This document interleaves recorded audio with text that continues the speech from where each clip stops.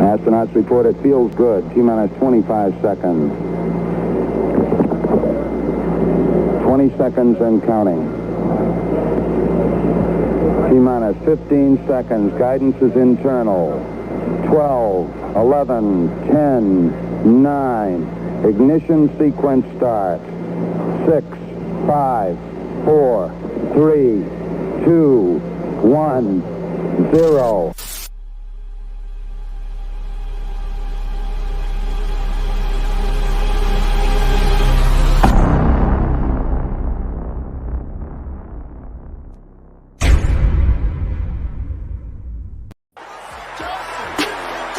What makes you think that Buffalo can go to Kansas City and win? Deep throw, and it is hauled in for the touchdown. Emmanuel Sanders. Oh my God. Oh my God. He on X Games. And he's in for his 5th touchdown of the season.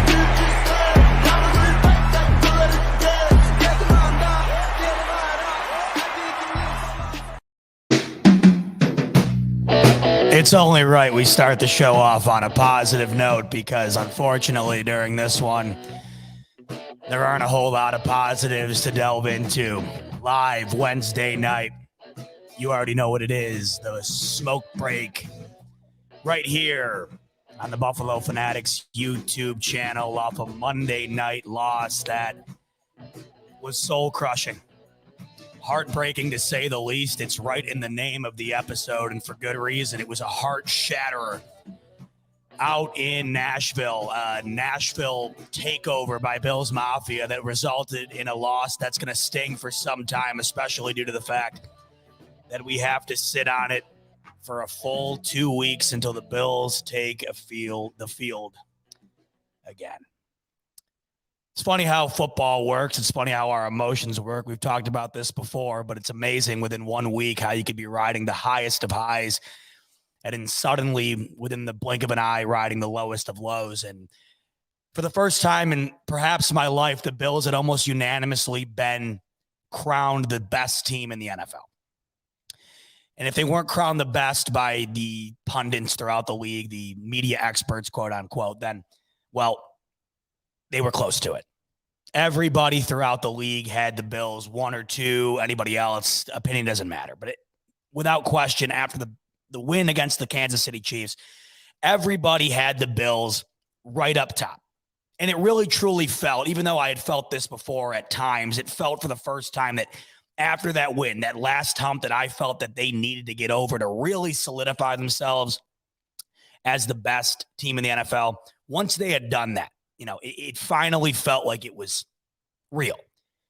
And to have that drift away a week later against a team on the road that you had beat, against a team that you were by far the superior team to, it just hurts.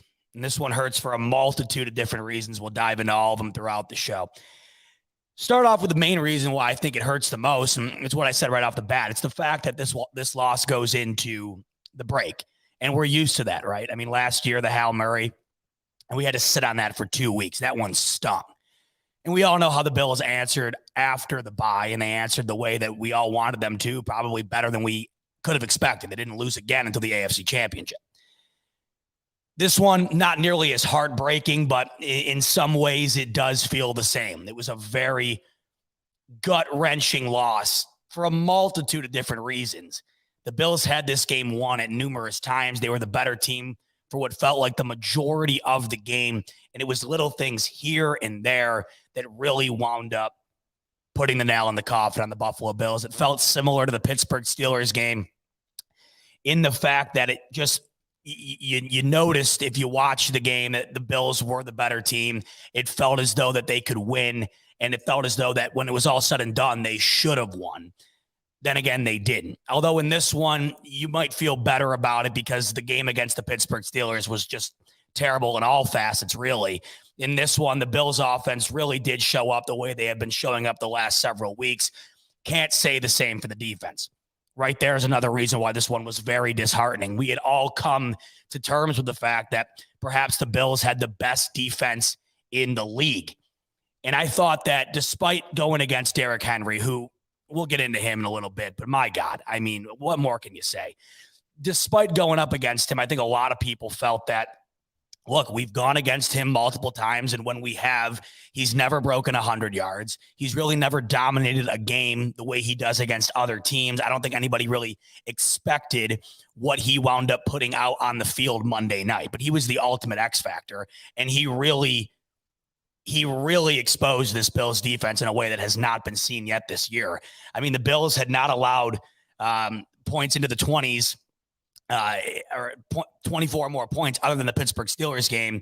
That, you know, the main reason that wound up being in the 20s was because of a blocked punt. This one, the Bills D just had a bad game, a really bad game. Nothing seemed to be able to go their way. And it happens. I understand that. I just did not expect it in this particular circumstance. I felt as though going into this one, the way that they have played throughout the duration of this season, each and every week, that they would be able to contain Derrick Henry the way they have shown. And from there, matched with a powerful offense that has scored 30 plus week in and week out, it would wind up getting the job done. Did not happen.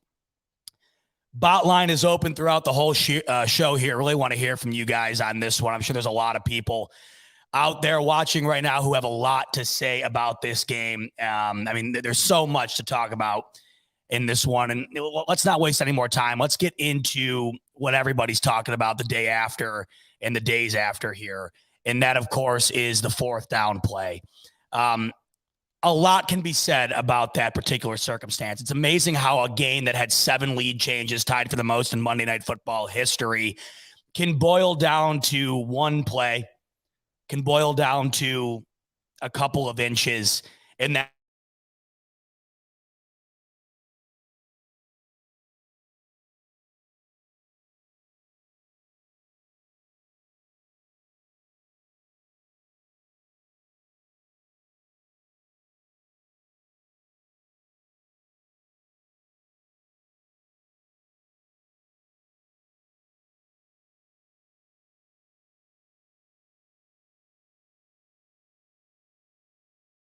on Monday night. Here we go. We're back. Yeah. Frozen, just like I felt after that Bills loss on Monday night. I was there. I'll talk about that too as we go on. But I sat in my seat for easily 20 minutes after that game ended. Easily 20 minutes. Just sat there in awe at the way that one ended. I mean, not only because of that, but you know, it's, you know how it is getting out of a stadium. It takes forever. But I just sat there and woof. I wasn't feeling good. I'm still not feeling good. Seriously. But like I was saying, it's amazing how a game like that can wind up boiling down to one play, and that winds up being the ultimate storyline. And for some reason, and I wasn't entirely sure why, but for some reason it was called into question, you know, Sean McDermott's, play call on fourth down, whether he should have done.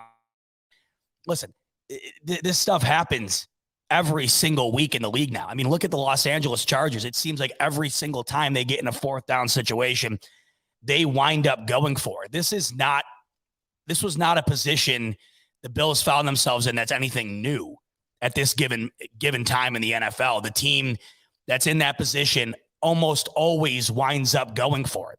And you knew for a fact, no matter what was going to happen post timeout, that Josh Allen was going to wind up walking back on that field.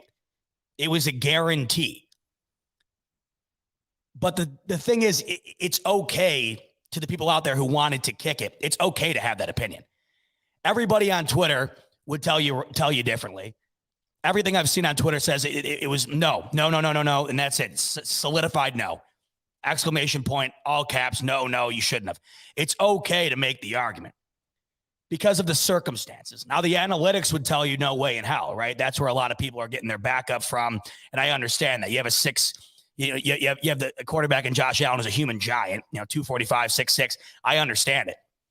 You're not doing that with every quarterback in the league, but with Josh Allen, you're 100% taking that chance every single time. And I understood the call. But let's take a look at it and really survey both sides. Because there's plenty of people who love the call, and I totally understand that. And there's plenty of people who wanted to kick it. I will be honest with you. I was in the stands, was there the whole game, sweating, just no room to pace. My God, it was such tight quarters. Game was absolutely packed. But I was, freaking out towards the end. And prior to the final play for the Bills, I wanted to kick it. And the reason I wanted to kick it is because the Bills' offensive line had been getting dominated all game long. The Bills' offensive line was getting destroyed all game long.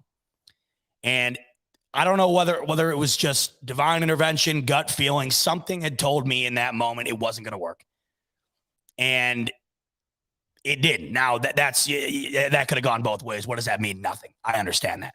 But something in me in that moment wanted to kick it because it felt as though, hey, at least you can extend the game and take it from there. You had already had 2 opportunities near that exact area of the field that you wound up settling for field goals early in the first quarter. And now all of a sudden you're going forward on 4th in the biggest moment, and it didn't wind up panning out. You had 3 different possessions where you get down right near the goal line and you wind up with 6 points. And it felt like the defensive line for the Tennessee Titans was winning the battle all day. And because of that, you almost throw analytics out the window and take it for what it's worth. In that moment, were the Bills in a position to be able to get that job done? Now, I don't think that changes the way I feel on the call at all. I really don't. They were going to do it regardless. I knew it. You knew it. Everybody knew it. And I don't blame them for doing it. I do not blame Sean McDermott for making that call.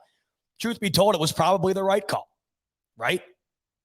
You think about all the different circumstances that would go into it after going for it and not going for it and kicking the field goal and taking it to overtime.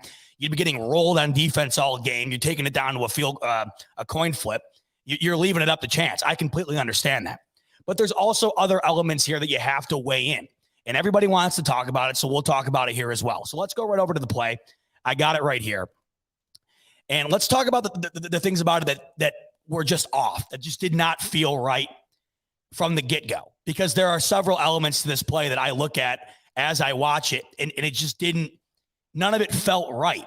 And I don't know why I felt this prior to the ball even being snapped. Maybe it was because they took that timeout and Allen had came out in the gun, and everybody in that stadium, by the way, thought Allen had the first down on that scramble. So that was another reason why everybody was just kind of like, or at least the people I was with were kind of like, what is going on? Because we were, pretty high up, and we were all under the impression that was a first down. I was on the sideline in which Allen went out of bounds in. That's the side I was sitting on. It just looked like a first down to me. Now, I recant that statement when I saw it on the replay. I personally think it was the right call. I think he was short. But my emotions were at an all-time high because I had felt as though he had the first down. I was getting ready to win this game. And, you wind up seeing him come back on the field, and that's kind of when we all realized he was short. So taking a look at the play here, and this is probably the best angle for it. So Allen's lined up in the gun, obviously, and he was lined up in the gun prior to the timeout. And I was under full belief that he was going to stay in the gun. This, to me, is the first problem. Why does Allen, if this was some sort of trickery, I suppose, I just don't understand why. He had just had an incredible scramble out of the gun the play prior for 6 yards. He had been scrambling well out of the pocket for the majority of the day when he didn't hold onto the ball too long in the pocket. He did that a few times. But the times in which Allen did take off from the gun, it was working pretty effectively. And I thought that he was getting out of the pocket and moving the ball well when he did get outside of the lane.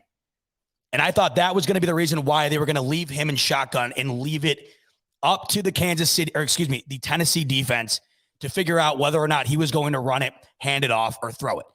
When you go under center, you're immediately telling the defense what you're going to do. I knew it. You knew it.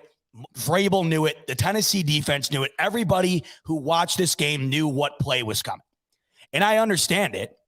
You go back to the Seattle Seahawks, New England Patriots Super Bowl. They did the opposite of what everybody thought was going to happen, and it didn't work. and everybody always says they should have done exactly what everybody thought was coming. Give the ball to Marshawn Lynch. So, all these arguments have two heated arguments on each side. You can say whatever you want. In hindsight's always 20/20. So it doesn't really matter. I'm not saying they should have done one or the other here. What I wanted to just do here is simply go through both aspects of the choice, because it wasn't as easy of a choice, I think, as just sending Allen back out on the field. There were multiple things that went into this, right? There were multiple things that went into this play, and they were all surrounded by the game itself. I like analytics. I think they play a good part in the game. And I think it's the reason why the game's a lot more fun now. You see teams go for it way more often. That's why teams score way more points. Games are more competitive. But in a game like this and in a circumstance like this, I don't know how much analytics really factors in when you saw the offensive line of the Bills all day get destroyed. They could not run the ball. Singletary had, 26 yards? I think half of it came on one run. They were not doing anything in the ground department whatsoever. And Allen was under pressure a hefty amount. It was weird. He was either under pressure immensely or he had 15 seconds to throw. It was nothing in between. I thought that was very odd, by the way. I remember being up in the stands. I'm like, it was just so weird that the one play Allen could set up a tent and toast a marshmallow. And then another play, he could barely get the snap off.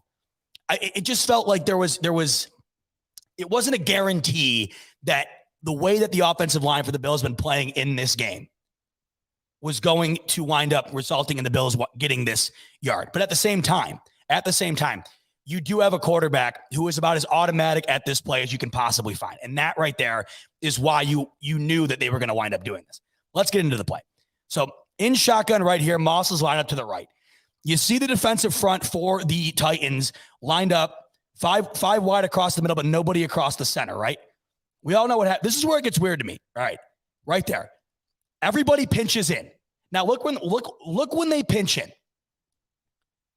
Allen is still in the gun when they pinch in. Okay, Allen is not under center yet. So Allen is walking up to center with the knowledge that the front three in the middle for the Tennessee Titans have pinched in right to where he plans on sneaking the ball. In that moment right there, I mean, they just called your bluff. I mean, Allen's not even under center yet. And I think the whole point of him being under center, because there wouldn't be any other point other than this, was to try and throw the Tennessee Titans defense off. And that to me was why I felt like the ball should have been snapped in shotgun. You have three options when you stay in shotgun. If you're staying in shotgun, you have three options. And when they have gotten down in the red zone prior in this game, they had struggled. So if you're automatically going to give the Tennessee Titans your hand and tell them what you're going to do, the way things have been going in this game, it's not likely to play in your favor. So I like how they come out in the gun. Allen is still in the gun. The D-line pinches in. Okay, Allen walks up to the line now. Now, in my opinion, I thought that he saw the D-line pinch in, and he was going to call a different play based on that. Because now you see the D-line pinch in, and if you can see my cursor here, if you look to the left shoulder of Deion Dawkins, you got a wide open edge here. Plus you have two other players outside of screen here. You have two players outside of screen. So if Allen comes back into the gun, I think if Allen backs up again, these three D linemen still stay right where they are. So you're leaving the edge open here for a potential for Zach Moss to run it on a handoff. All you need to do is get to right here. You need to get about a half a yard past Deion Dawkins' left foot to get this first down. Now, if Allen stays in the gun, he could have taken the snap and went that direction. He could have handed it to Moss, fake handoff, go to this side, whatever. There's a multitude of different options, right? Now Allen's up on center. Now, automatically, you can already tell this play is being run way too quick. And that's because they were trying to throw Tennessee off. And the problem with that is they weren't thrown off. They already move in calling where the ball is going to go before Allen hits the line of scrimmage, before he gets under center. So the trickery in which I think that they're trying to impose here is out the window, okay? Now, Allen gets under center. Why on earth? I'm sorry. I understand Josh Allen is probably the best at the position during this play or for a play like this. I get it. But why on earth, when you see these three defensemen pinch in, do you continue to run that play right at them? That to me was the odd part of this play. I don't question the play. I don't question the decision. The execution was very poor, as we know. I just think there were elements to this play that didn't make sense to me. Now Allen takes a snap. Everybody thinks he slips. Watch closely, and I'll play it a few times. He jumps. He leaps, and it was very odd. Watch. He just leaped. He didn't go dead on. He takes the snap and he jumped. He did not slip. He takes the snap and he jumped. He jumped right in. He jumped right into Deion Dawkins, and I think it was Simmons, the tackle, and the play's over. Now, Deion Dawkins got blown up there. The whole line did. But it was a jump right into the tackle. And if you look at it, if you take away that jump, which in a play like this, you need every millisecond you can possibly get. Had he just went straight dead on, I think he would have had a better chance. I don't know why he jumped. I don't think it was a slip like everybody keeps saying. Look, at the end of the day, it was the execution. It was the execution. It was just an odd play. And they had been far better in the gun all game. It was very odd. I don't know. Listen, at the end of the day, it should never came down to this play. It should never came down to this play. But I just felt that, if we're going to overanalyze McDermott's decision, which I don't think we should, there's no reason to overanalyze the decision. The decision was what it was. And you want to know the other thing too, and this is just the dumbest thing. This is why this is the dumbest thing ever. Had they kicked it and they lost the toss and Derrick Henry ran for another 75 yards in overtime down the field and scored his fourth touchdown of the game, everybody would have said, oh, why didn't you sneak it? You got the biggest quarterback in the league. He's a human wrecking ball at the position. You could have gotten a half a yard easily. Everybody would have said it. You could see your Twitter timeline right now. I'm staring at it. You can see it, right? You can see it. So you're damned if you do, damned if you don't. But the two things that you have to factor in here, or maybe just the one thing you have to factor in here, outside of the fact that the Bills' offensive line did not play well, the Bills lost this game in the first quarter. The game was lost in the first quarter. They had dominated the hell out of the Tennessee Titans right out of the gate. It didn't look close. Statistically, including the run game up until Henry broke out and hit his home run, up until that point, the Bills, it didn't even look like Tennessee belonged in the building. The Bills were moving the ball at will, but it was when they got down to right here in the exact same position that they lost the game in. It was in that same position twice in the first quarter that lost them the ball game. Now, here's the other question that I'd ask Sean McDermott. If I was a reporter in that room, the question I would have asked Sean McDermott might have been this. Is it the greatest question in the world? I don't know, but I would have loved to know what his answer is. In the first quarter, if you get down into the red zone twice and settle for field goal both times, why didn't you go for it in the first quarter? It's a fair question. If it was an utter certainty to go for it here in this position with an offense it's been humming better than anybody else in the league all year, and you say you trust your guys and you trust your guys out on the field, which I totally agree with. Why wouldn't you? You got perhaps the best quarterback in the league behind you, perhaps the most potent offense in the league behind you. Why wouldn't you trust them? The question I might ask was, Coach Sean McDermott, it was inevitable you're going to go for it in that position in the fourth quarter. Did you even, maybe the better way to phrase it would be, did you think about going for it on the two possessions that you were in the red zone and wound up being in a fourth down situation in the first quarter? Because those two field goals that they settled for lost them the ball game. And it was amazing because it was two straight possessions that they utterly dominated the Tennessee Titans. And I looked at my buddy right next to me and I literally said, it's amazing how they're kicking the hell out of them. They're only up 6 and they're one Derrick Henry run away from this game being completely different. Right hand to God on my mother's life, it was the next play that he went the distance. I was, as you can see, I had no words. I'm like, you gotta be absolutely kidding me. Because right there, that's all it took. That's all it took to erase two incredible drives by the Buffalo Bills that resulted in two chip shot field goals that wound up doing nothing for them at the end. So that's another thing that I think you call into question here. But the one thing that nobody really is talking about at all is the fact that it should never have come down to the decision that Sean McDermott made. Let's get into that right here. Because there was some egregious non-calls in this game. I'm sorry, and I am not one to complain about the refs.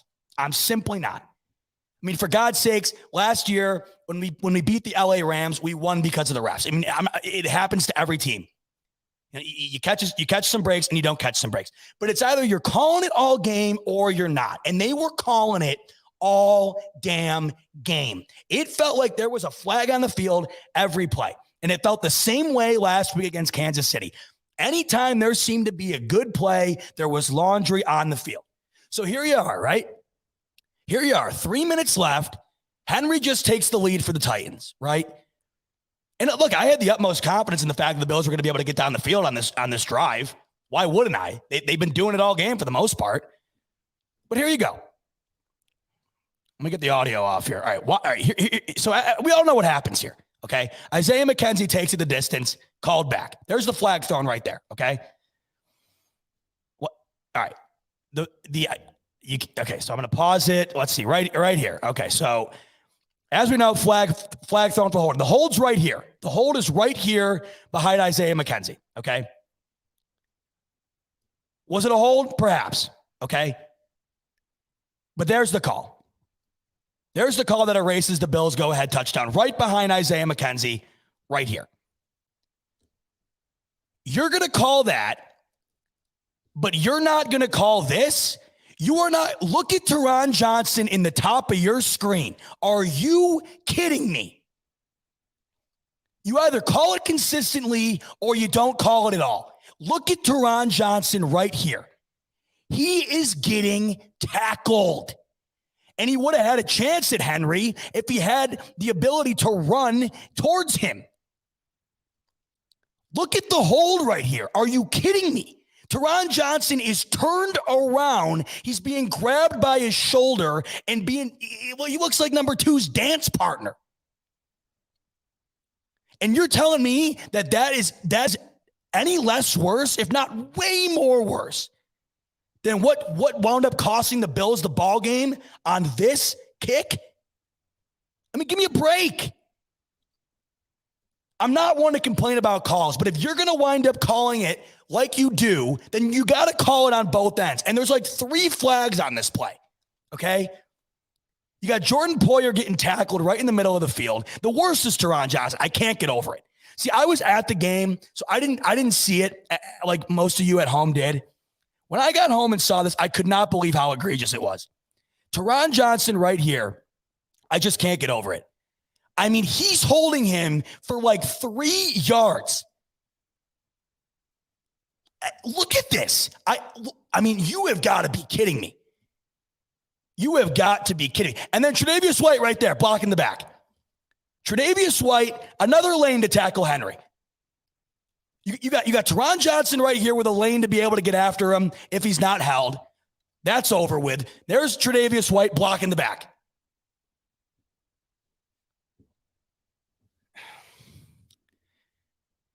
To have called that flag on the kickoff to me was absolutely ridiculous. I'm sorry.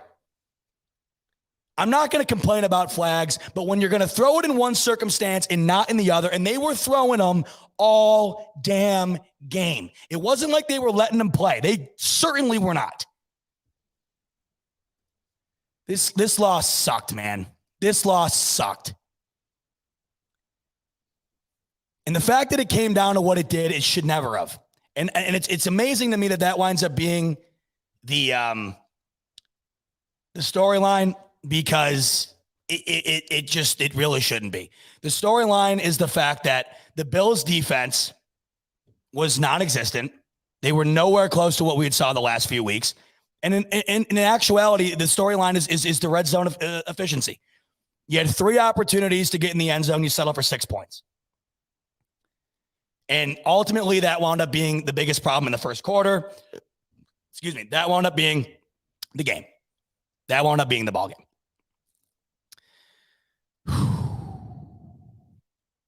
And the reason this loss sucks more than anything, listen, I understand, and this is another thing that you can say the loss sucks and that it hurts and still be under the impression that the Bills aren't going anywhere. The Bills are still perhaps the best team in the league if you want to make the argument. The Bills still have the best chance in the league statistically to go.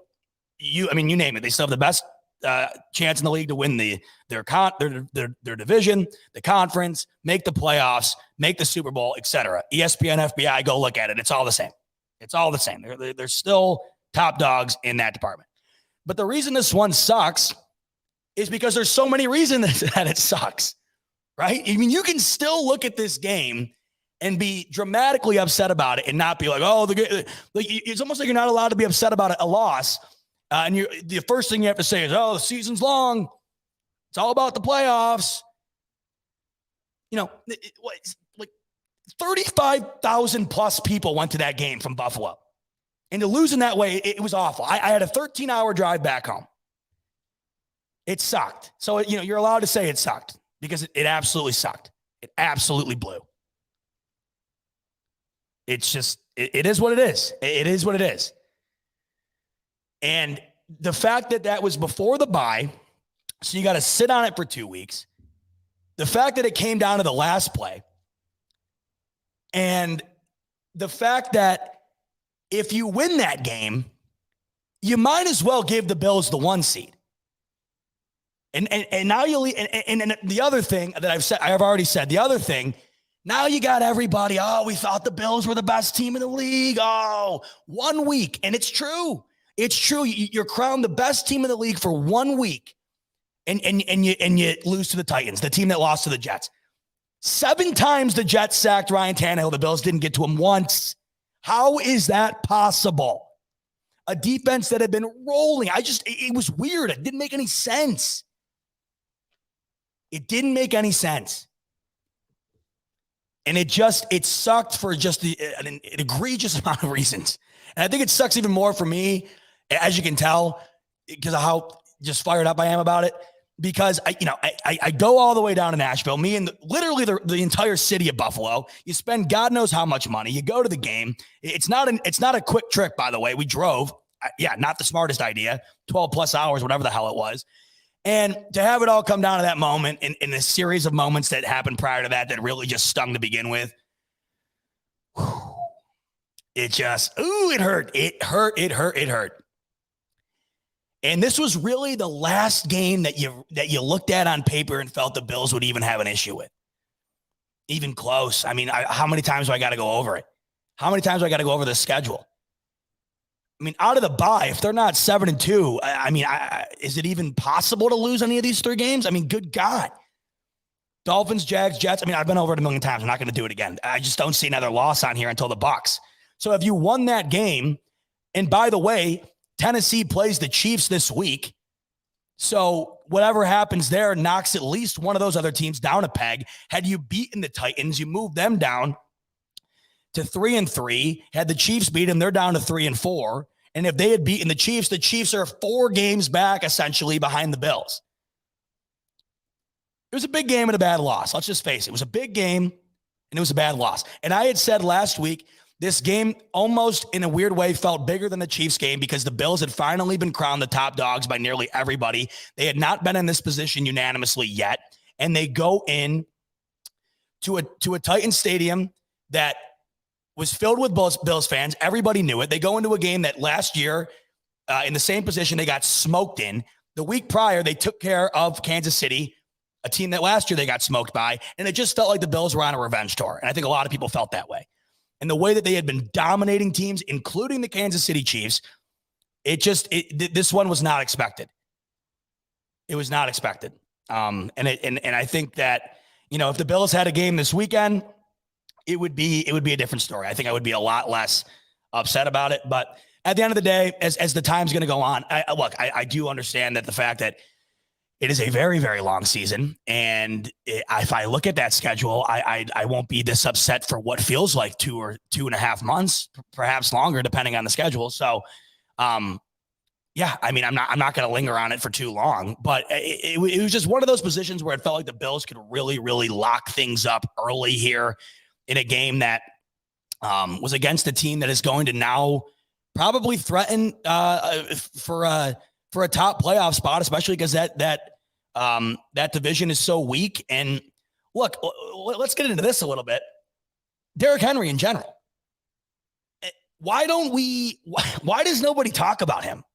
By the way, the guy, is he not the greatest running back, at least that you've ever seen? I mean, I'm sure some of you are older than me, but my God, the dude, we are watching some of the greatest talent we will ever see.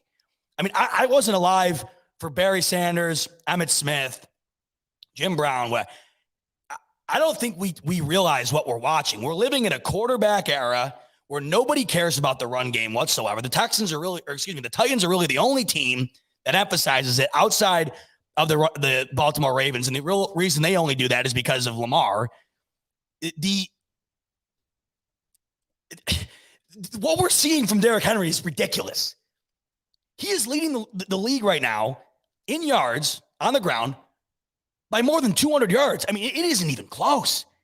I mean, we're talking about a league with insane athletes. Who is even close to him athletically? It looks like he's jogging. He's 30 yards in front of the rest of the team. And when he breaks that front line, forget it. When he breaks the line of scrimmage, forget it. God bless Micah Hyde for making an incredible tackle later on in the game. I mean, could you imagine that? Could you imagine Derrick Henry running at you full speed, Micah Hyde? I mean, that was a play that'll go unnoticed because, the Bills lose, whatever. But, I mean, tip of the cap to Micah Hyde. I just couldn't imagine, even if you are as stout of an athlete as everybody is on that field, nobody's touching this guy, man. Well, I mean, let's take a look at the stats here. It is ridiculous. 143 against the Bills, 130 the week prior against the Jags, 157 against the Jets, 113 against the Colts, $182 against the Seahawks. He's had 3 touchdowns in 3 different games. And he's ran for over 110 yards in the last 5 games.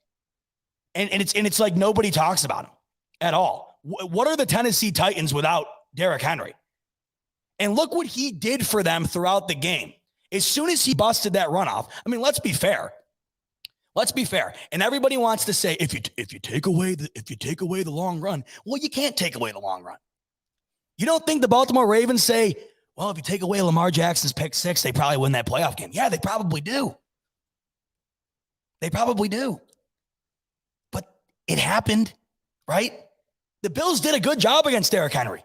100%. They really, truly did. But he also gaped them for a 76-yard touchdown, and that changed the entire game. That'd be like saying, imagine if the New York Yankees didn't hit home runs. That's all the New York Yankees do. If the New York Yankees didn't hit home runs, they wouldn't win a game. This is a home run in football right here. This is a home run. And when you hit a home run, you have to cater to that. You have to play to defend that. And what happened was the Bills are, throughout the rest of the game, eyeing in on Derrick Henry, who scorched them for that run, and it lit up. It lit up the Tennessee Titans offense. The Bills defense could not stop them. Ryan Tannehill looked fantastic in that second half. Everything over the middle of the field, wide open. Wide open. And it was the play action game. When you have a guy like Derrick Henry, it opens up everything. And that is exactly what happened in this game. Tighten up 13. There's no disrespect to Tannehill. Tannehill absolutely rolled in that second half. He was on fire. Tannehill was fantastic in that second half. And everything was wide open too. And he was putting the ball right where it needed to be. He got him right down the field. He did exactly what he had to do in that game. And it was amazing. I kept looking up. They had the stats up on the Jumbotron. There's 2 massive Jumbotrons at Nissan Stadium. And they kept putting up the quarterback stats side by side. So you could see Allen's on the left. You could see Tannehill's on the right. And I just remember looking up, and every time I looked up, Tannehill's completion percentage was well under 50%, nonstop. And the attempts were insanely low. And then all of a sudden it started picking up. And next thing you know, I mean, there was nothing the Bills D could do. The Tennessee offense was rolling the way the Bills offense usually does. Missed you here, Silas. Sorry about that, brother. I'm coming back up here to smoke you up. Silas coming in with the super chat saying, we can't overpower D lines. We got to beat people with precision and speed, make them cover. And I like J.A.'s chances beating the spy to the first down line. Listen, Silas, no doubt. I like J.A.'s chances too. The way the play was executed was just not good on a variety of different levels. We can't overpower D lines. I mean, yeah, this team really does rely on speed. I think most teams do. And typically, you know, it wouldn't wind up being an issue. And ultimately, you know, the Bills O-line and their struggles in this game wasn't an egregious issue. The Bills scored 31 points. They were the only team in the NFL over the weekend to lose a game scoring over 30 points. Usually when you score over 30, you're going to get it done. They were the only team in the league to score 30 plus and lose. So I can't see, anybody putting this on Josh Allen, first of all, get out. Insane. Luckily, I haven't seen much of that. I've heard inklings of it online. I mean, God bless you if you have that narrative. I thought Allen played fantastic. What really, I mean, what more could he really have done? He played fantastic. That's all I'm going to say. And they put up over 31 points. Ultimately, that should have got it done. But there are questions there that I understand, you know, people wanting to put blame where blame belongs. And despite the fact the Bills scored 31, which should be enough to get it done, the red zone wound up being a massive issue. Some games you're going to have to score more than that. I mean, there are games where, we see a perfect example just 2 weeks ago, Chargers-Browns. That game was in the mid-40s. No defense could do anything on either side. Neither defense could do anything. It was inevitable that both teams were going to have to continue to score nonstop in order to get the job done, right? And that's exactly what both did. And that was a heartbreaking loss for the Browns. Chargers get it done, but they get up into the 40s. The Bills needed to do that in this game, and it became very clear in the second half that was going to be necessary. The problem is it was already lost by then on offense, it felt like. Especially after the game. When you sit back and you pick through everything, where this one really felt like it went sideways was in the first quarter. Because think about it like this. Not only even if the Bills get one touchdown on those 2 opportunities, right? Are the Tennessee Titans going to be able to run the ball the way they did? Because if you go up 10, if you go up 14, it's a whole different game. Perhaps the Titans need to start pressing. Damn, we're down by 2 scores. God knows the Bills can put up 40 plus. We got to start getting in the end zone and quick. Can we afford to continue to run the ball? Milk clock, not take shots down the field. Can we afford that? It changes everything. Had the Bills even gotten 1 touchdown in the first quarter, it could have changed a lot. Matt Ward saying, man, 31 points should be enough. Absolutely. It absolutely should. And it, but even if they get the first down, there on the 4th down, 31 points was still not going to be enough. It was inevitable, probably, right around the beginning of the third quarter, probably towards the late second quarter. It just felt like this game was going to need to be, the offenses were going to need to continue to hum in order for either side to get it done. And another area that you can look if you really want to get down into, where this game seems to have been lost, the possession prior to the Bills' possession prior to the drive in which they went down and didn't get the first down. Allen got sacked and they took multiple shots deep down the field. I felt like the play where Allen got sacked, he onto it, but felt like just too long. What I loved about the offense in this game is they were doing what they are so good at, and that's tick-tacking down the field. Beasley, back. Diggs, back. Emmanuel Sanders, again, just not. The dude has been incredible, Emmanuel Sanders. And they were tick-tacking down the field all game. Allen was getting rid of the ball quick. I thought they did a tremendous job of getting down the field. In that particular drive, they weren't doing that. The sack ruined it. Deep shots down the field, had to get rid of the ball. Titans go down and score. The Bills could have opened it up right there and got it done. Unfortunately, they didn't. But then again, it's back to the inevitable, and that is the Bills were the only team this weekend with 30-plus points to lose. And as we have said, and as I addressed here with Matt, 31-plus points, or 31 points in general, should be enough to get it done. And unfortunately for this one, it wasn't. I don't know. See, this is why the NFL, this is why the NFL is so very odd to me. Think about how insanely odd this is. The Titans get destroyed by Arizona. Destroyed. Just wiped off the face of the earth week 1. Then they lose to the Jets. And the Bills defense plays the way they do multiple weeks in a row. And their offense plays the way they do multiple weeks in a row. And the Jets get 7 sacks against the Titans. Yet in this game, the Titans go off, no sacks at all. They get the job done. It's just weird. That's why the NFL is so great. It's the parity. And, you saw my buddy Steve last week. Shout out my buddy Steve. Congrats on the win. Seriously. And he was out there. He loved every second of it, believe me. But what did he say? What did he say on here last week? He didn't think they had a shot in hell of winning that game.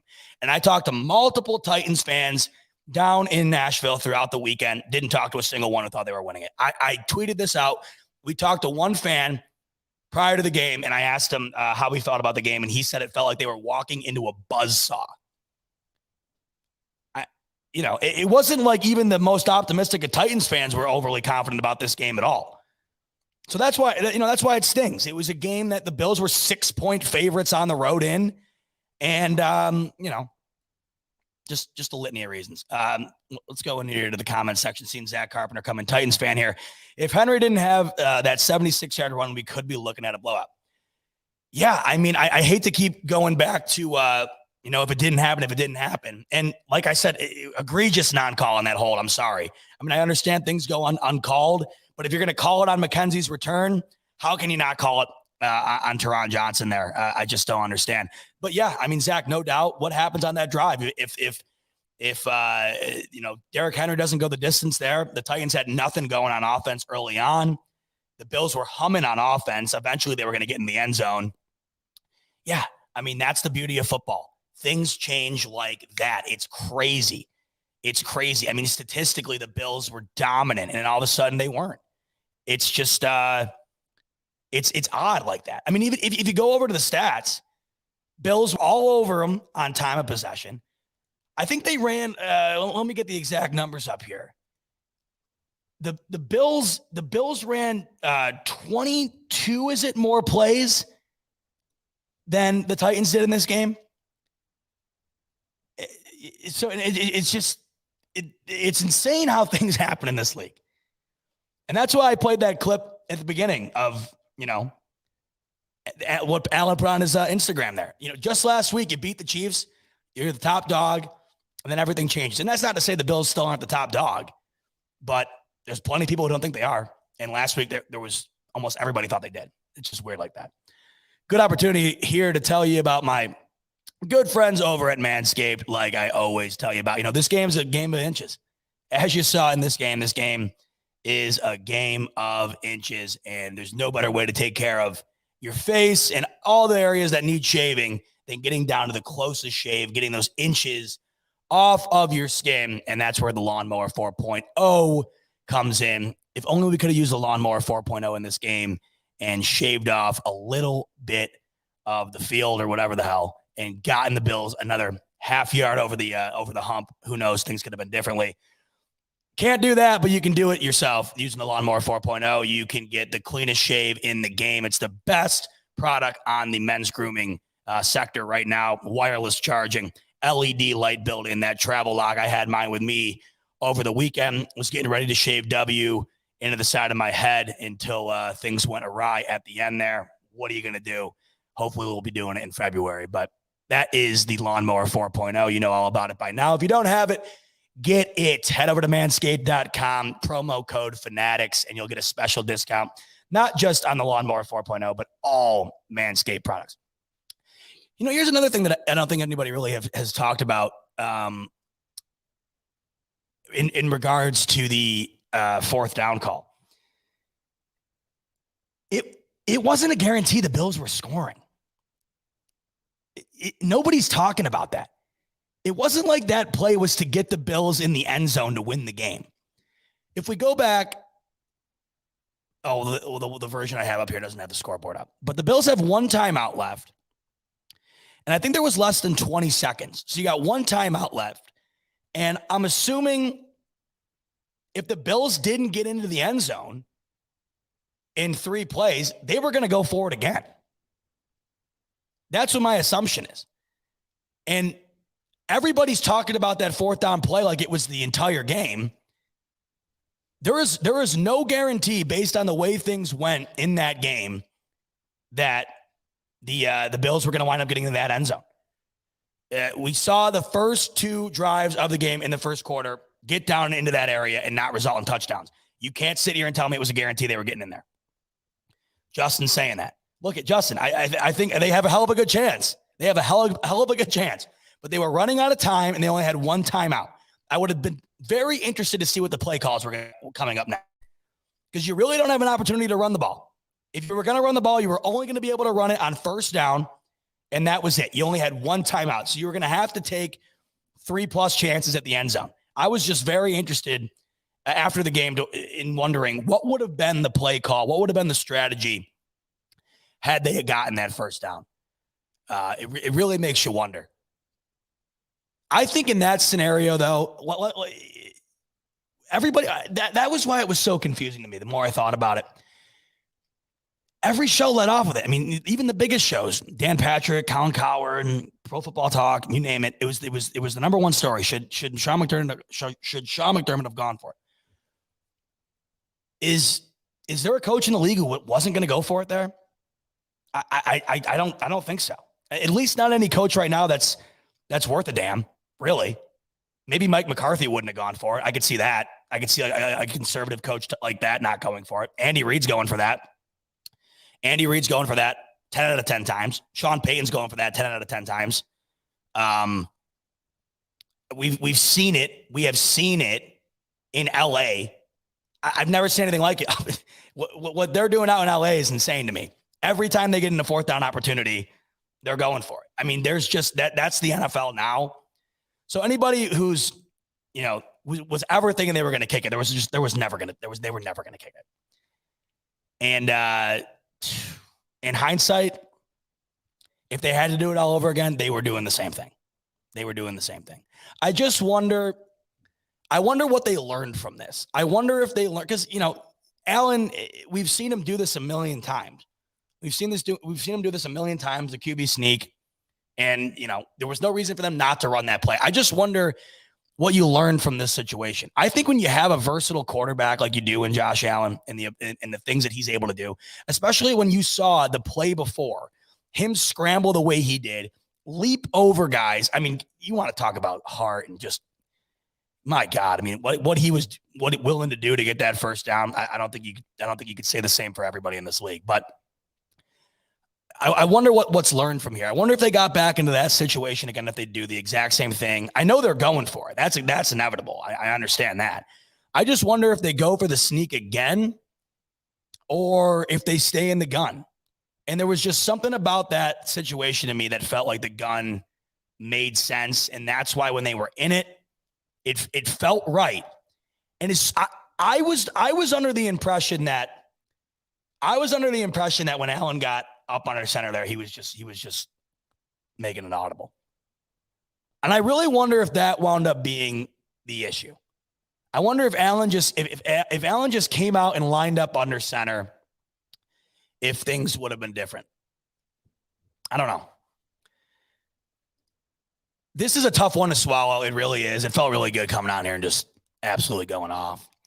Love that. That's the best part about this, of course. But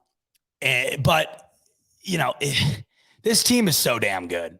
And I don't know. I don't know. Like, what am I supposed to weigh the defense on? I'm much more inclined to weigh what I've seen out of the defense the 5 games prior than I am in this one, because like plenty of people have said, and I've seen it scattered throughout the chat here as this game has gone, or this show has gone on.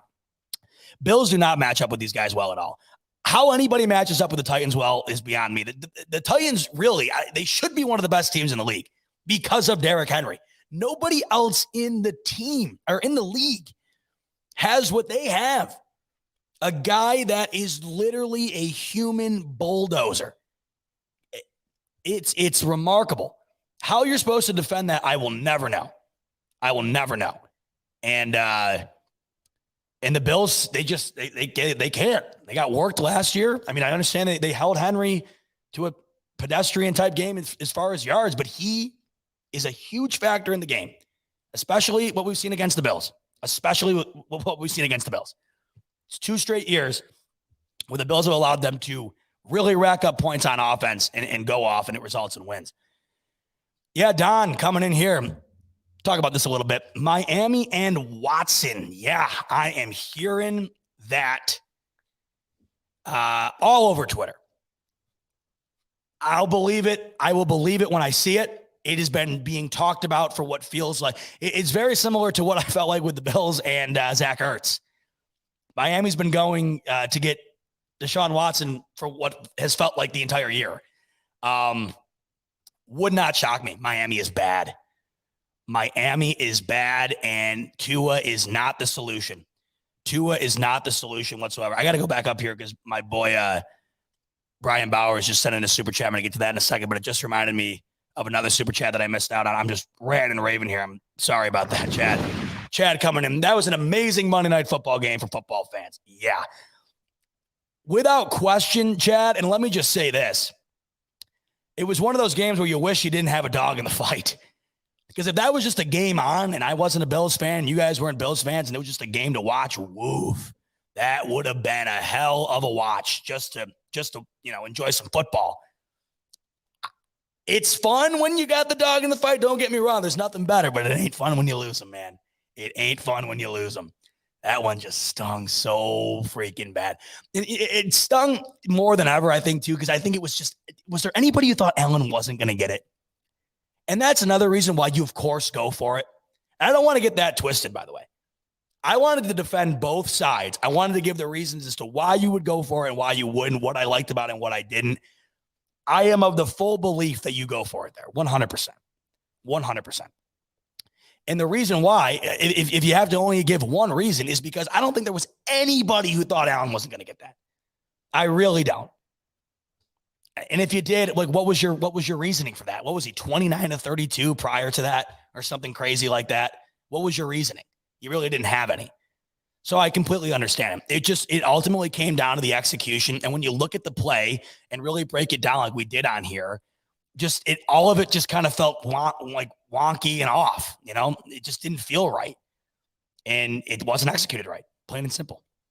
Brian, my brother, hope you're doing well, Brian. I really appreciate you popping in, my friend. Just stopping by to show love to my guy, Z-Bot. It's been a while since we've chopped it up, but we will soon. Keep up the great content, my G. Brian. Appreciate you, my brother. And let it be known to everybody, when you see guys like Brian in here and the rest of the gang that have the little emojis next to their name, that means that they are part of the Bing Squad. Now, what that means for the shows going forward, that is going to give you the opportunity to take advantage of the Smoke Break bot line. Smoke Break bot line, how may I transfer your call? And what the Smoke Break bot line is essentially, it is a phone-in service. You will have access to a link that will allow you in the back end of this show. I will see you pop in. I will add you to the show, and we can chop it up about anything. You can ask questions. You can just come on here and go nuts, say your thing, say your piece, give your takes. So that is going to be a part of the show permanently moving forward. So if you want to be a part of that, subscribe to the Fanatics Bing Squad and get all up in on that. It's fun. I mean, it's fun to get on here and rant. And if anybody ever needs an opportunity to do that, here's the spot. I mean, this is my opportunity to do it. I absolutely love it. I can't tell you how much better I feel about everything after just screaming about those penalties and whatnot the last 59 and a half minutes here. Sometimes you just got to do it, man. Sometimes you just got to do it. And after a game like that, you really got to do it. ASAP coming in. My concern is our red zone offense in this game. We did not execute. Or let me reread that. I'm sorry. My concern is our red zone offense in this game. Did we not execute, or did the Titans figure out something the rest of the league hasn't? No, I don't think so. I don't know how much there is to figure out about this Bills team that you wouldn't have been able to figure out by now. We got 2 years in a row here where they're just absolutely rolling on offense. I don't know what you'd really be able to do on defense to completely shut them down. It's like the Chiefs. I mean, last week, the Chiefs just, you throw a pick six, you throw a pick down near the red zone. Those are the differences in the game. And ultimately, when you play really good offenses, it seems like those are the plays you need in order to get a win like that, right? The only outlier really that I think I've ever seen, just to the point where it's utterly shut down, is the Super Bowl Chiefs Bucks. None of that made sense, like what they were able to do to the Chiefs. I don't know if the Bills were figured out necessarily. They just, I'm not a play calling guru. I'll never pretend to be. The reason I felt that the QB sneak was weird, there's just things about it that seemed off schematically. I mean, I'm not Bill Belichick here. I'm not going to pretend to be. But I've heard people who are much more well-versed in that department than I am say that the play calling in the red zone was not up to snuff. And based on the execution, I'd have to be forced to believe it. And will that change? Well, it's going to have to. And if you want to win games like this, you are going to have to take advantage of those opportunities at all costs, especially in the playoffs. You can't get all the way down the field. You can't have an offense like this that is so potent, so incredibly gifted at getting down the field and not punch it in. So, when it comes to red zone execution, there's no problem in getting there. It's a matter of getting into the end zone. And we know that they're well capable of it. Allen, throughout his young career here, has been one of the best red zone quarterbacks around, really. I mean, think of the threat he poses, the ability to run, the ability to get out of the pocket. I think up until this day, he still hasn't thrown a red zone interception. So, I mean, you got the talent, 1,000,000%. You got the personnel. And I'm not going to sit here and dog Brian Daboll because, look, he's only made the Bills into one of the best offenses in the entire league. I never understood I never understand the criticism on him. I truly don't. I mean, I understand, every now and then there's going to be some questionable play calling that seems pretty obvious to the naked eye. I'm not the X's and O's guy that sometimes, people pretend to be. I'm not going to sit here and say Taylor Lewan was the reason the Bills lost here. I mean, when you're talking about things you don't know about, it comes out. I'm not going to sit here and say, well, Brian Daboll needs to do this, that, and the other thing. He's one of the best OCs in the league. I got no issue with it. And I'm seeing comments in here like, we had our 2 bad games, J-Dog coming in here. We had our 2 bad games, like every team averages, so we will dominate the rest. Sometimes that just happens. It doesn't change the fact that the reason the Bills lost this game was because they didn't get in the end zone during those 2 red zone trips. I am of firm belief that is the biggest reason they lost this game, but that happens. You get down to the red zone, you're not going to get in every single time. But it doesn't change the fact, like I just said, that was the reason you lose. If you get in there, you're winning that game. And, similar to the Steelers game, it was just a lot of – Allen literally quoted this in his post-game presser. It's a lot of coulda, shoulda, woulda. There was a lot of coulda, shoulda, woulda in this game. There was a ton of coulda, shoulda, woulda in the Pittsburgh game. And very similar, everybody says, well, if the Steelers didn't block that punt, the Bills win. And this one, it's – well, if Derrick Henry didn't get that 76-yard run, the Bills win. But those things happen. And like I said earlier, how many Ravens fans said, well, if Lamar Jackson didn't throw that pick, they probably score there. They probably win. It's probably true, right? So that's the league. That's the game. It happens. I just felt that there were things that the Bills did throughout this game that didn't do themselves any favors. And I'm not going to blame the refs. It was really disheartening that you see an egregious hold like the one that was committed on the play in which Derrick Henry went the distance was not called. And then you see one that looked to me like it was, it didn't even look nearly as egregious as the one that was committed on Teron Johnson that wasn't called. On the kickback for Isaiah McKenzie, that one's called. Whatever. Hey, who knows? The Bills, that touchdown could have counted. Tannehill goes right down the field and scores again. Then we're complaining about something else. So the only thing we can complain about right now is the things that we have in front of us. That's for sure. And we wouldn't be complaining about any of it had the Bills won. So that to me is amazing. These games are so amazing because, if they go for it and get it, McDermott's a genius and Allen's the MVP. But when he doesn't get it, was it Josh Allen's fault that game? Why did he slip? Is Sean McDermott, what's wrong with Sean McDermott? Is he too obsessed with analytics? Why did he go for it? There's always going to be this. Everybody needs something to talk about. The reason I was just so upset about this game is it just felt so winnable. There were so many things that happened throughout it. And for me personally, I went all the way out there. I was fully expecting a win. We got a great game. And even with that, I'm still expecting a win. Similar to the Steelers game, I was at that one too. And I never for a second thought the Bills were going to lose it. I really didn't think for a second in this one the Bills were going to lose it either. And what do you know? Talking about that for a second, for those who didn't get out to Nashville, I said it last week, make it a part of your bucket list for when the Bills get back out there again. Not sure when that's going to be, but when it happens, do it. It's truly insane. I don't know really what else to say. It is truly insane. What Bills Mafia pulls off in Nashville, you will never see anything like it. You could. The best way I could put it is if you removed all the Titans signage from Nissan Stadium, you would have thought you were at the Bills' new stadium. Like say you were in a coma and you woke up and they dropped you in Nissan Stadium and it was neutrally decorated, NFL logos and whatever instead of Titans logos. There would be no reason for you to think that you were at the in Nashville. There would be absolutely no reason for you to believe it. The weird thing is when you're walking around the strip, so here's the stadium, right? And the way it's laid out is like, if this was in Buffalo, it'd be so dangerous. Like, I don't know if I'd survive because the way it's laid out is just incredible.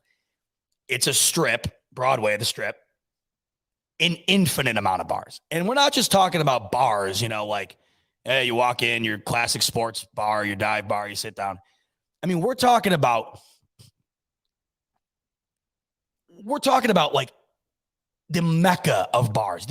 Every single bar is 3+ stories high, and not including the roof. Almost every bar's got a rooftop. The square footage on these bars, every time I walk into one, I can't get over it. The insanity. And there's thousands, it seems like, of TVs.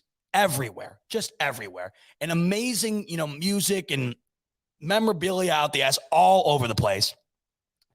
And not only that, every floor of these bars has live music going. Like, it's not just like one band.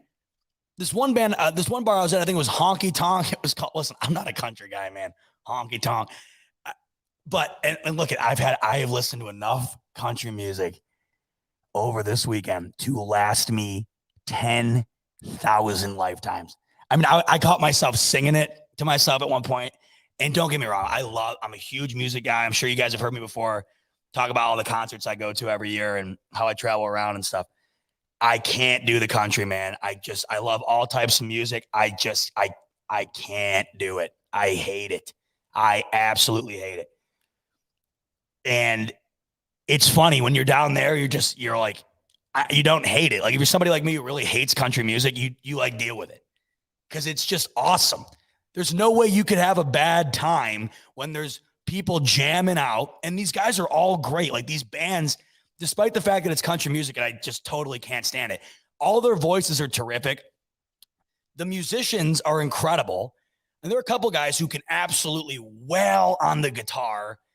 And I mean, we're not talking about, your brother and your cousin at Thanksgiving off 10 beers, picking up a guitar and a bucket playing on your hands here. We're not talking about that. We're talking about like some serious high quality music. And it's in every single bar. And in the bars that have multiple floors, it is on every floor. So you see one band on the one floor. All right, cool. Let's go up top. Another band. Let's go up top. Another band. Go to the rooftop, overlooking the whole thing. So that's just the strip, right? You're right there. Then there's this walking bridge that bridges, what do you know? A bridge. It bridges Broadway to the stadium. So you're down in this area. There's nothing to do but drink. There is absolutely nothing else to do. I don't know what else you could do down there, truthfully. Like if you were a kid, I don't know what you're doing. If you're an adult who enjoys having a good time, it's the place to be. You go from Broadway, you get to this walking bridge, you walk over it, you're at the stadium. It's awesome.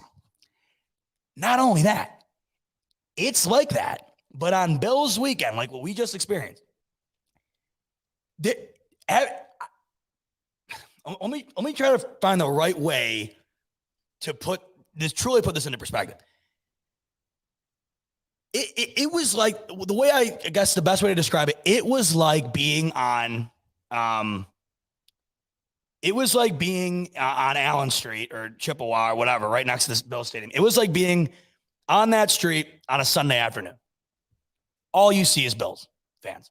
All you see is Bills gear. Honest to God, walking around that strip, I might have saw 10, 15 people wearing Titans gear. Maybe. Not kidding. Monday evening, I saw a little bit more, obviously, because people were going to the game.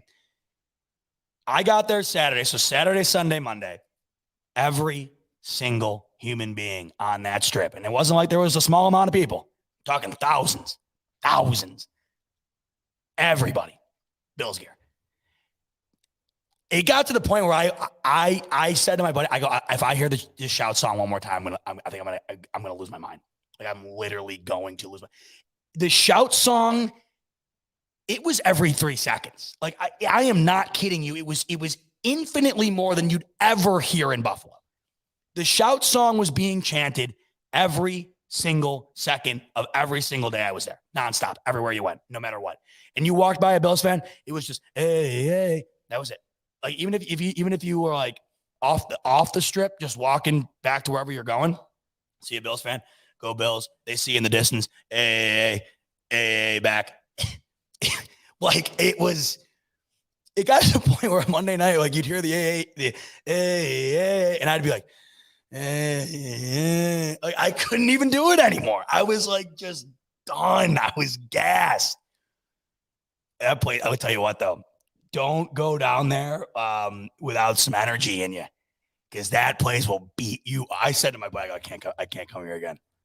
That place, oh my God, it is a trip, man. There's a reason why every single girl I think I've ever met in my life who has had an engagement party recently, and at my age, there's been a lot of them, they all go there.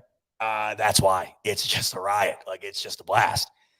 I feel bad. I felt bad for anybody, though, who was doing that this past weekend, because you got infiltrated by Bills Mafia. Although I guess you could have doubled up and had your engagement party and gone to the game, too. That would have been something. But it's funny. Like, I'm walking around bars, and I'm like, I'll do a double take. I'm like, wait a minute. I went to high school with that kid. Wait a minute. I went to college with that kid. I ran into a bunch of people. I didn't even know they were there. Like, it was just, you might as well have just been in Buffalo. But, like, you know, no disrespect to Buffalo. I love Buffalo, but like on another level. I mean, Nashville is Nashville, man. It is a hell of a city. It is one of the coolest cities in the States. See, can you understand? Can you hear why that was just such a stinger for me, that loss? Because it was like all this great, it was such a great weekend, just so many fans. And I saw someone up here. Let me find this guy. I did want to touch on this because I did hear this. Yeah, right here. 743 Locked Door. Bot, they said the Mafia was overrated and the stadium wasn't taken over on the broadcast. BS. And I wanted to get my buddy Steve on here to let him gloat a little bit because I felt he deserved it because he was very humble last week, but he had a softball game tonight. We'll ask him and let him tell you from a different perspective that wasn't on the Bills side. No way. The section I was in, where was I? 314. And by the way, super cool. I've told you I like sitting up high. Just something about it just feels cool. I like it. Always seems to be the best fans. I like the view up there. It's like watching the game from an all 22, which I enjoy. And a gorgeous view of the skyline there. Oh my God. So up where I was, just a beautiful view of the Nashville skyline. Loved it. Wait a minute. No, are you saying BS on me? Dude, it's a tourist district where few people are actually Nashvillians, and Bills fans stayed in all hotels around the strip. Okay, dude. I mean, I was there and there wasn't a Titans fan around me in that stadium. I don't know what to tell you. I mean, maybe you sat in a different section than me. I mean, they were, don't get me wrong. The Titans fans were loud when Titans did good things. I get it. There was Titans fans there. But I was up in 314. There wasn't a soul in that section that was a Titans fan. Not one. Not a single one. And you'd go to the bathroom, and it was the Titans fans. You know how you do some friendly heckling out now and then? I mean, it was the Titans fans on the other end of that, not the Bills fans. Usually that's the complete opposite. When you're at a game in Buffalo, you know, you see a guy in a Steelers jersey or something, oh, man, you know, and then you talk to him, whatever, laugh it off. That was what it was, but the complete opposite. There were Titans fans there, but if I heard Steve Levy said that the takeover was overrated, I disagree completely. There's no way. And even if you want to make an argument that it was overrated, okay, but even the fact that it even had to be spoken on should say something to you.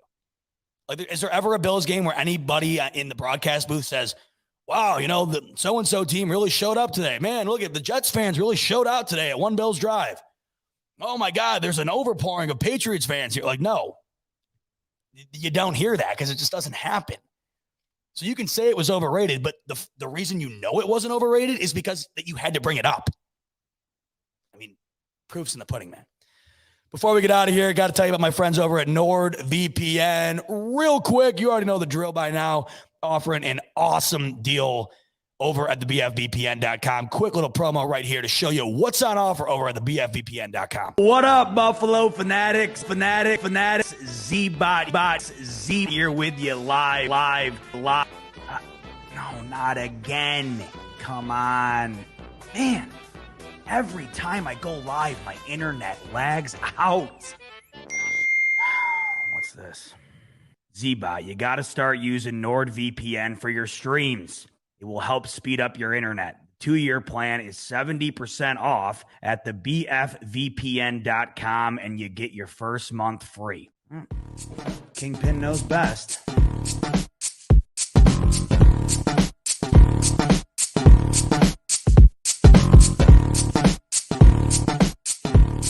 Oh, that's what I'm talking about. Z-Bot back with you with better than ever internet connection thanks to NordVPN. The best live streams use the best internet connection.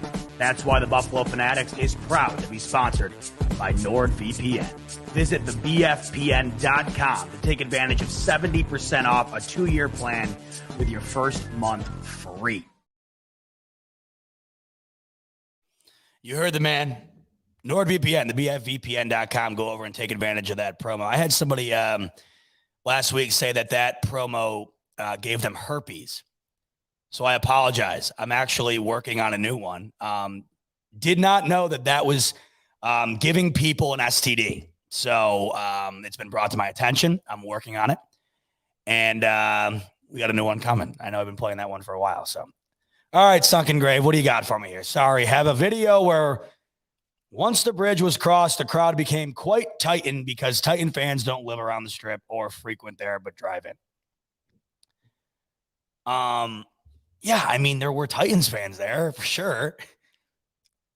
But there was, I don't know. Yes, I mean, it wasn't like there was 99.9% Bills fans.